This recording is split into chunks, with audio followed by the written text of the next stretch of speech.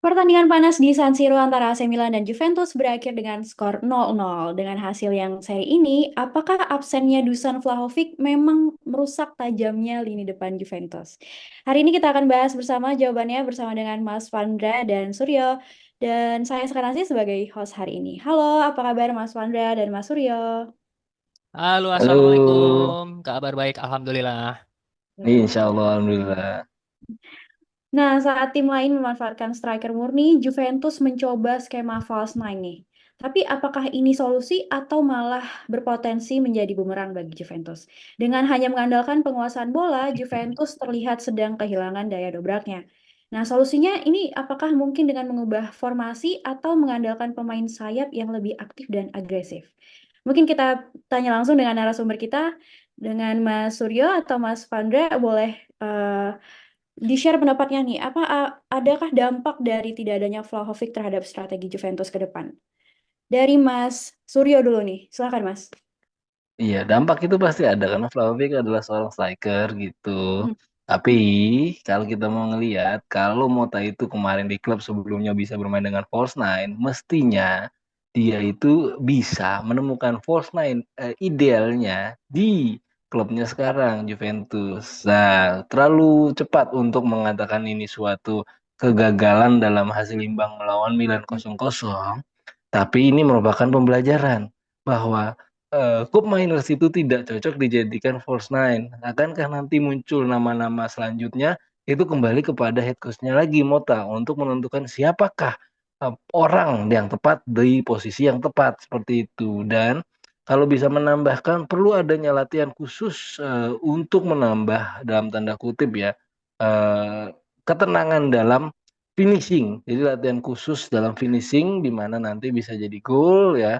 Jadi kalau kita mau makan komplit dari eh, pembuka sampai dengan penutup. Jadi kita kenyangnya komplit, gizinya komplit dan jangan sampai nanti di pas penutupnya itu malah jadi hambar gitu. Nah, Mota nanti sebagai head coach enaknya atau idealnya menentukan posisi yang lebih tepat dan semoga dia belajar bahwa Cup Miners kemarin dengan lawan Milan adalah bukan orang yang tepat seperti itu sekarang. Oke, berarti Mas Paundra mengatakan bahwa ini sebenarnya nggak bisa dikatakan gagal, tapi harusnya bisa dijadikan pelajaran ya. Salah satunya Iya, seperti, Suryo bukan Bondra sekarang. oh iya Mas Surya, Iya. tidak bisa dikatakan gagal, bisa menjadi pelajaran dengan Cup Miners yang dinilai oleh Mas Suryo nggak cocok nih jadi false nine. Oke, kalau Mm-mm. dari Mas Paundra gimana Mas pendapatnya? So ya sebagian besar sih setuju juga sih apa yang disebut sama Suryo ya, karena ini kan juga baru pertama kali kita benar-benar mencoba dalam sebuah pertandingan dimulai dari awal itu sebagai kita memasang false nine. Sebelum-sebelumnya sebenarnya sudah pernah terjadi nggak cuma di pertandingan ini aja. Waktu pas Vlahovic-nya masih sehat dan dia ditarik keluar lebih dulu sekitar 10 sampai 20 menit itu beberapa kali kita bermain false nine. Kadang Bangula yang ditaruh di striker, kadang Wea. Jadi kita masih enggak, ini bukan hal yang baru pertama kali sebenarnya, enggak. Bahkan Mhm. Mota itu sudah pernah dari bulan September itu sudah memikirkan ide false nine itu udah ada, udah muncul. Itu ketika Milik cederanya lebih panjang, kemudian sebagai langkah antisipasi gimana kalau seandainya Vlahovic cedera juga, maka yang dilakukan oleh Mota adalah mereka mencoba sudah berlatih false nine itu dari bulan September gitu. Jadi harusnya Oktober November itu mereka sudah berlatih dengan itu. Ini kan artinya sudah hampir 2 bulan kan harusnya. Cuman memang ini baru pertama kalinya Juve memulai pertandingan dengan skema false nine gitu. Dan langsung lawan AC Milan, bukan lawan yang tim-tim mediocre dulu. Jadi terus terang memang ini pastinya agak kaget, mengagetkan dan Cop Miners tadi juga udah sampai nama Suryo bukan posisi terbaiknya. Aslinya itu ya memang dia gelandang murni gitu. Gelandang nomor 8 yang kemudian dia di Juventus di Atalanta juga kadang-kadang dia bermain sebagai gelandang serang. Atalanta kan kadang pakainya 3-4-2-1 gitu kan, ada dua gelandang serang yang suka dia pakai. Sementara Juve sekarang ini Mota benar-benar menjadikan dia sebagai gelandang serang, gelandang nomor 10-nya Juve nih seolah-olah seperti itu. Di situ aja dia sudah bukan posisi yang ideal meskipun dia tetap bisa, tapi mungkin tidak saat ini ya, untuk saat ini sampai sampai Jornata berapa nih, sampai bulan November ini Pop Miners gue bilang memang masih belum maksimal, mungkin karena ini memang bukan posisi idealnya dia. Nah sekarang ditambah lagi sebagai AMC aja belum firm banget, ini dijadiin striker lagi gitu kan. Dan kemarin lawan AC Milan itu tampak sedikit ada kebingungan antara McKennie dengan Koopmeiners. Jadi agak sedikit tabrakan nih. Mana yang benar-benar dijadikan sebagai false nine? Karena kadang-kadang McKennie yang suka ada di depan, Koopmeiners yang mundur ke belakang. Mereka memang bergantian, tapi ini benar-benar taktik yang sama sekali tidak berjalan dengan baik melawan AC Milan kemarin. Tapi mungkin ini hanya soal waktu. Ya, kita juga solusi sementara ketika Vlahovic cedera. Vlahovic cedera ini kan hamstring ya, biasanya 1 bulan. 1 bulan itu berarti dia baru bisa main itu ya Desember pertengahan. Otomatis kalau seandainya Vasilia Asic mungkin sudah pulih, mungkin dia bisa dijadikan dia kan memang posisinya kan second striker kan, gelandang serang, dia bisa juga sebagai striker seperti Zirkzee di Bolonya. Mota sudah pernah melakukan itu bersama Zirkzee. Nah, si Asic mungkin bisa tuh jadi salah satu solusi kalau dia benar-benar sudah pulih. Cuma sayangnya dia juga cedera. Kita juga belum tahu cederanya sampai kapan kan. Dan udah berapa kali dia cedera bolak-balik gitu. Terus yang kedua berarti kita harus menemukan satu pemain lagi yang benar-benar bisa dijadikan sebagai false nine. Mungkin pilihannya Weah, Bangula atau Yildiz gitu. Kemarin lawan Milan itu sebenarnya sudah ada rumor kalau Weah akan dijadikan sebagai false nine. Ternyata Weahnya cedera sebelum pertandingan. Jadi nggak fit lah posisinya. Makanya dia akhirnya dicadangin dulu. Nah, kira Komenes yang dipilih sebagai false nine. Nah, mungkin kita bisa coba tuh Weah atau mungkin menurut gue sih akan lebih cocok Yildiz ya, karena Yildiz itu dia punya insting menyerang yang bagus, nomor 10 juga, sebagai gelandang serang dia udah biasa, main di tengah, main di sayap dia udah biasa, harusnya dia bisa dijadikan sebagai striker, jadi untuk saat ini yang benar-benar punya insting menyerang yang bagus itu menurut gua hanya Yildiz. Kalau Conceição itu mainnya di sayap, Nico Gonzalez juga sayap, Koopmeiners lebih ke gelandang.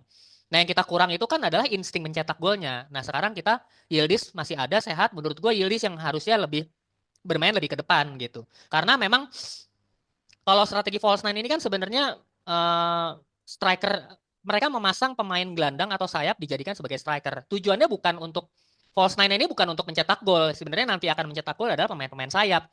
Jadi false nine-nya dia narik ke belakang, dia akan mengumpan ke sayap.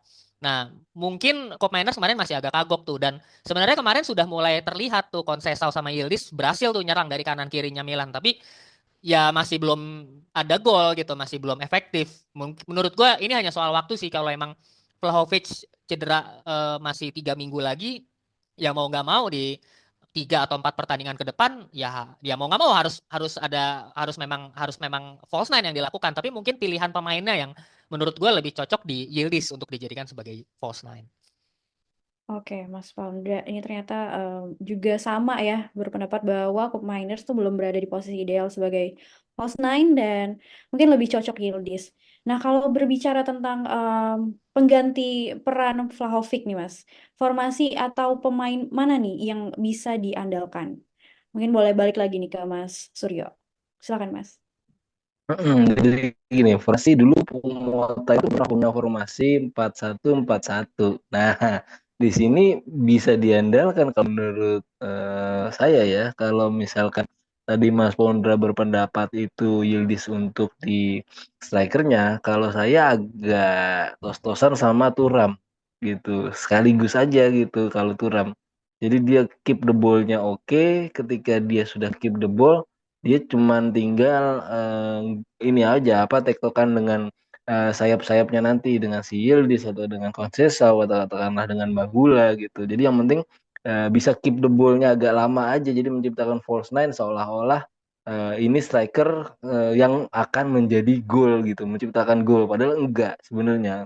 Jadi 4-1-4-1 di situ bisa jadi Thuram itu yang jadi strikernya kalau menurut gua Sekar gitu. Nah, di situ karena memang formasinya Juve ini jarang 4-1-4-1 itu bisa apa ya, tim-tim lawan tuh mungkin bisa agak kaget gitu, jadi menciptakan shock terapi gitu seandainya nanti 1 bulan ke depan kalau insya Allah Vlahovic sembuh sedia kala balik lagi gitu ke polanya Mota yang favorit. Nah, tapi untuk ini nggak ada salahnya untuk nyoba formasi 4-1-4-1 gitu sekarang. Oke, dari Mas Suryo, formasi 4-1-4-1 dan Thuram sebagai pemain andalan pengganti. Kalau Mas Paundra, gimana nih? Kalau secara taktik formasi sih menurut gua nggak perlu diubah ya. 4-2-3-1 itu udah menjadi formasi andalan Mota gitu. 4-1-4-1 digunakan biasanya ketika Juve lagi bertahan atau ketika lawan lagi megang bola. Shape-nya mulai kelihatan tuh 4-1-4-1, Locatelli menjadi gelandang bertahan. Tapi menurut gue cukup 4-2-3-1 ini sih yang tetap dijalankan aja. Tapi memang pemilihan pemain untuk false nine ini yang siapa nih sebenarnya gitu. Nah, mungkin bisa juga alternatif lain adalah 4-3-3 di mana Koop Miners, Thuram dan Locatelli bisa menjadi gelandang ya. Koop Miners balik lagi aja sebagai gelandang murni karena kalau mau coba pakai false nine, dia sebagai IMC aja masih belum belum kuat gitu ya, belum solid.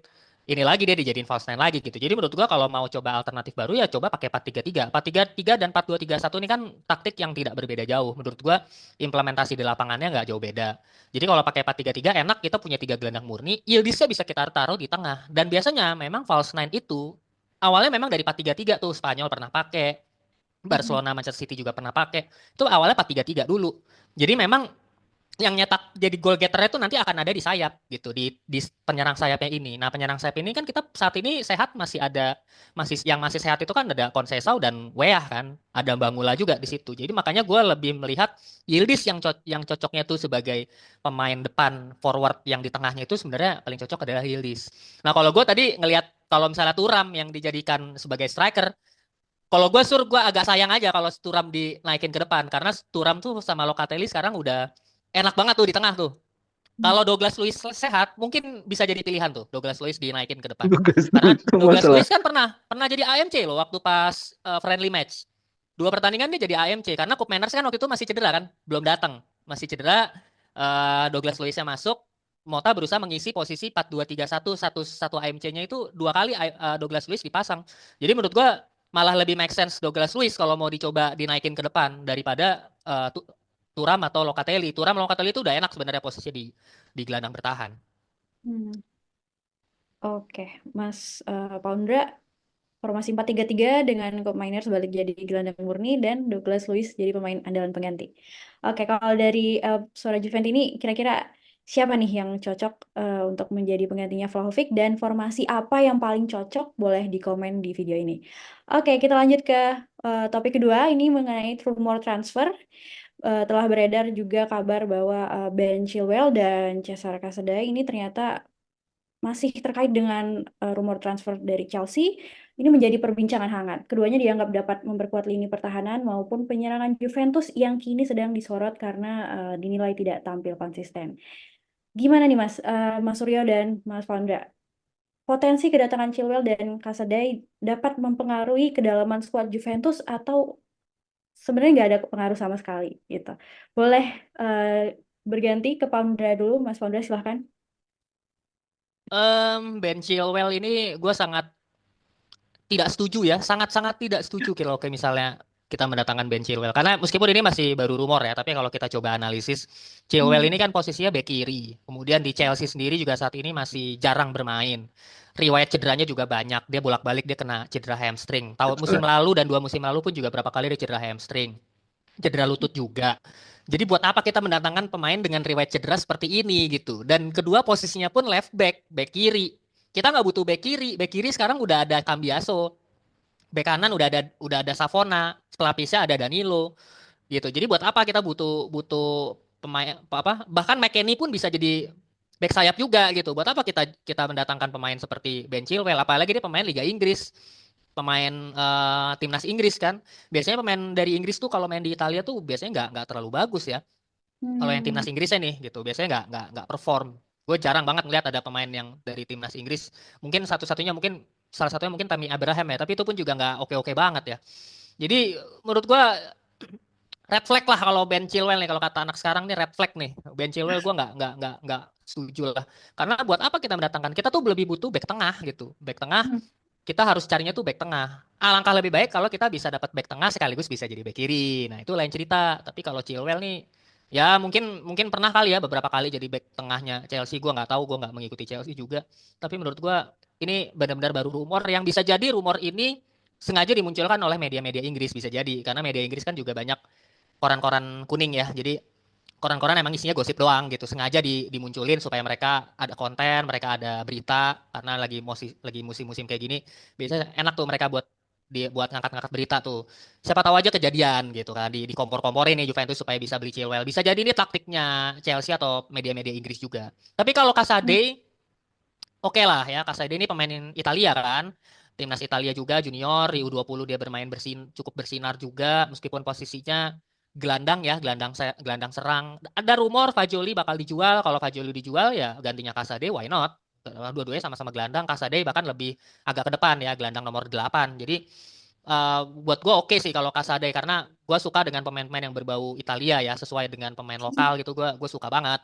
Jadi kalau Casade mau di apa buat buat jangka panjang lah, it's okay lah. Tapi yang lebih kita butuhkan adalah lebih ke striker sebenarnya. Kalau Casade ini kan posisi gelandang. Buat apa kita nyari gelandang? Gelandang kita udah ada 5 orang. Jadi Mhm. buat buat gue lebih ke masalah posisinya sih gitu. Chilwell itu back kiri, sementara kita butuhnya back tengah.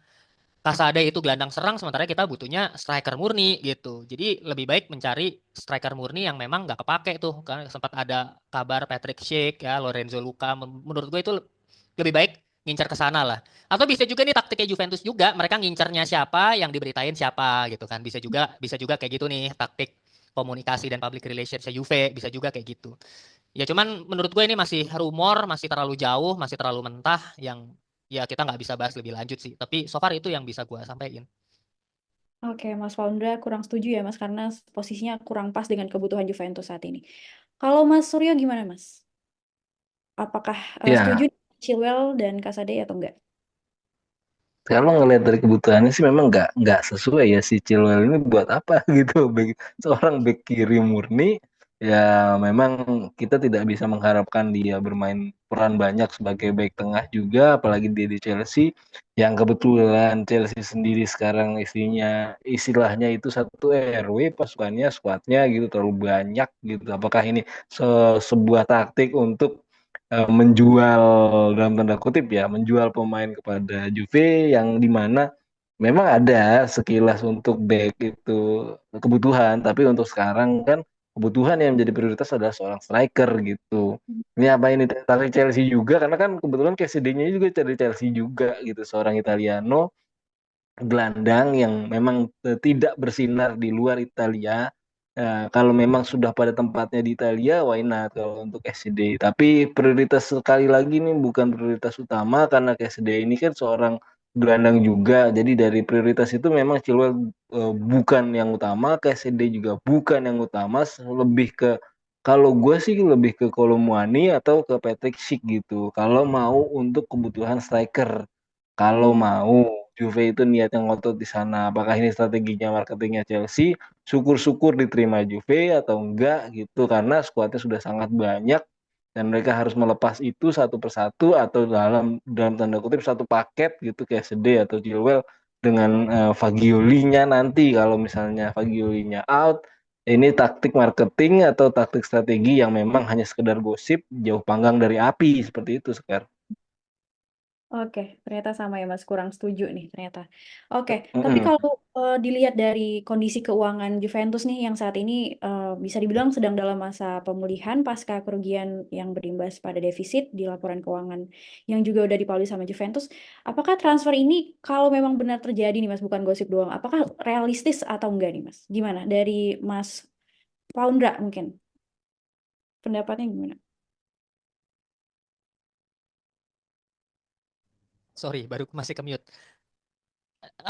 Selama skemanya masih loan sih nggak ada masalah ya. Terutama kalau buat Kasade biasanya ada opsi-opsi minjem bayarnya belakangan atau Mhm. loan obligation to buy.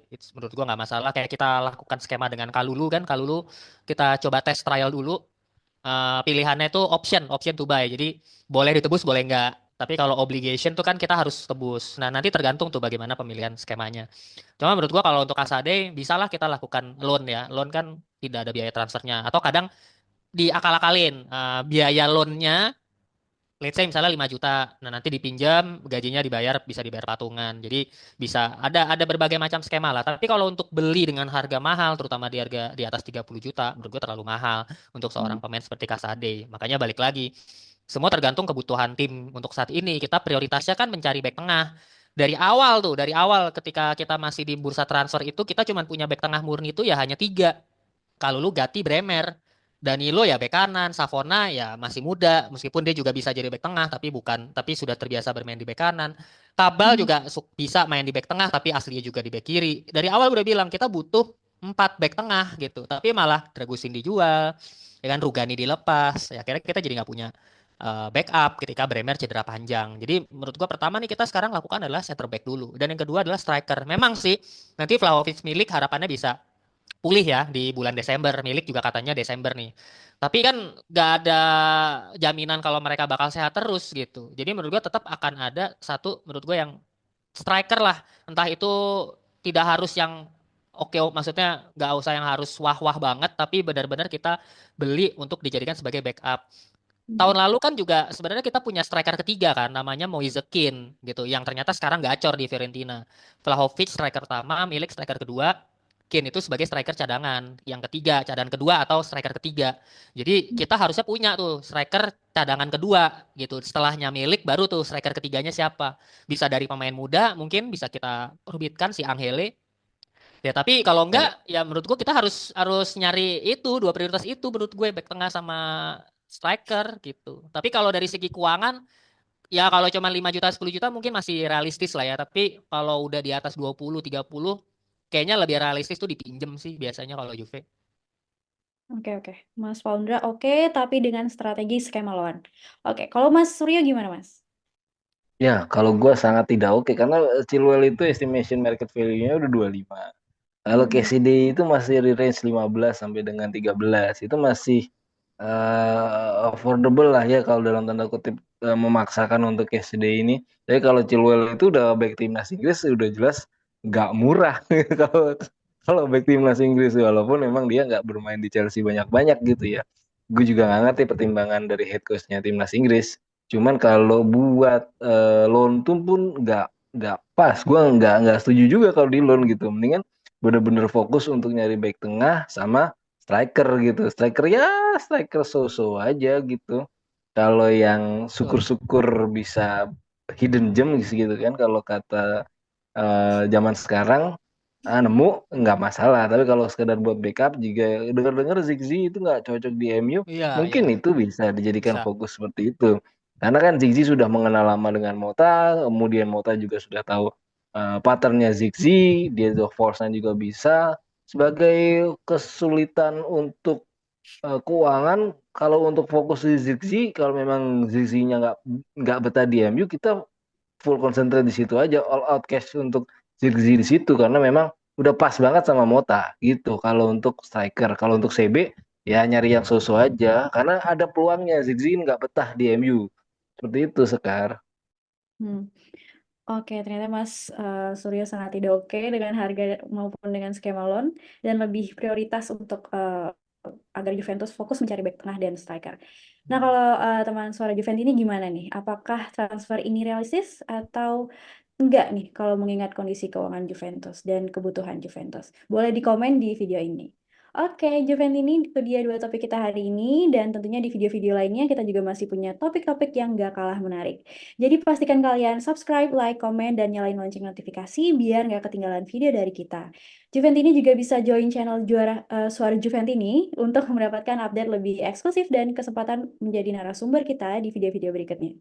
Oke, terima kasih teman-teman Juventini yang udah nonton sampai akhir. Terima kasih juga Mas Suryo dan Mas Wandra sudah hadir dan menyempatkan waktunya untuk kita.